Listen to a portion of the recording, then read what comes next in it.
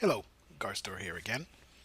It's been about 6 months since I've uploaded any content to this channel, but things are by no means dead around here. In January, NewTek released Lightwave 2018, and so I've converted my models over to that. And so I thought I'd give another update tour of the progress on my Turin bell tower. So I'm using two perspective views, one to show the exterior textures and then a wireframe to show where most of the work has been done. If you're not used to 3D modeling, the wireframe view is probably very confusing. But a lot of the work has been on the inside of the tower rather than the outside. So in my last video, we toured the outside, but on the inside, behind the door here, you can see that I've built in a spiral staircase going up through 3 floors. And if we angle the view here, you can see the internal structure here. It's inside a cylindrical stairwell. And then as you get up to the 3rd floor, the stairs exit, and then I've built some metallic spiral stairs. And then these lines hanging down here are ropes for the bells up in the belfry. Now I've made a few mistakes with this, but I'm still pushing ahead and I'm going to complete this model even though technically it should be reworked. The rooms are really oddly shaped. They are way too tall for their height and depth. And in the case of this floor, 2 of these ropes are actually hanging over the middle of space here where people would be walking up the steps. So there's no easy way to ring them if this were a real tower. But nonetheless, I am pushing forward because I want to see this model completed. And if we continue further up into the belfry, I've modeled in some wooden floors with some gaps for the ropes, and of course the bells themselves.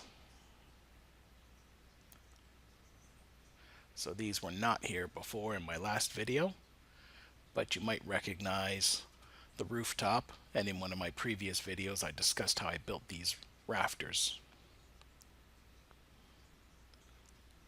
Originally there was going to be 4 bells, but unfortunately the sizes just didn't work out, and so I've reduced it to 1 really large main bell and 3 slightly smaller bells. And if we continue all the way up through, I've got some clipping there, so I'm going to pull back to the outside and go all the way up to where the roof is. I've done some extra work up here. The shape is still much the same, but I've modeled extra polygons in here to give smoother, rounder shapes to these pieces.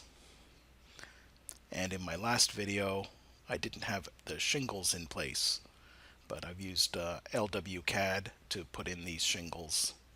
And then lastly, since this is a church bell tower, there's a cap and a cross. So all the textures that will eventually be in place on this model are going to be in the new Lightwave 2018 physically based rendering.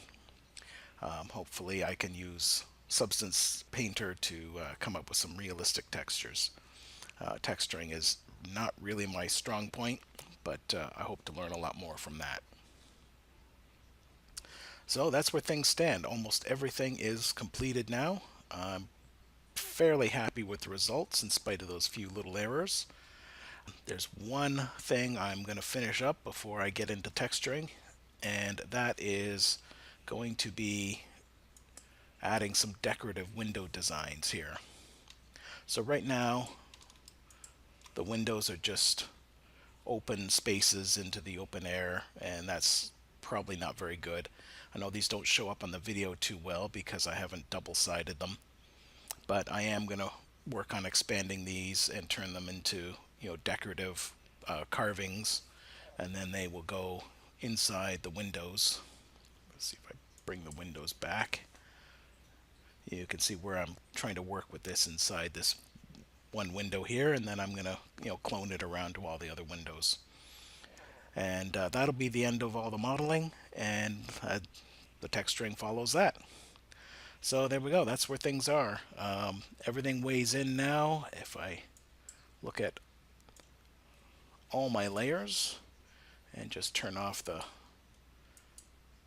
Boolean cut layers, and we look at the polygon statistics, yep, everything's about 343,000 polygons. So pretty heavy model, certainly heavier than I've ever done before, but probably pretty small by other more professional designers. Anyway, hope you enjoyed it, and thanks a lot, and stick around for some more videos. I may not finish up anything with the UV layout tutorials. My license has expired for UV layout, so I'm several versions behind, and I'm not sure if I'll renew it or not. And right now it meets my needs, so I don't know if there's any new features that are worth talking about there. I am planning a new series of tutorials, and I just haven't decided whether they'll be on my YouTube channel or whether I will try to release them commercially. But I plan to do a lot more videos about digital terrain design, which is really what got me into 3D modeling in the first place. Geez, almost 20 years ago now.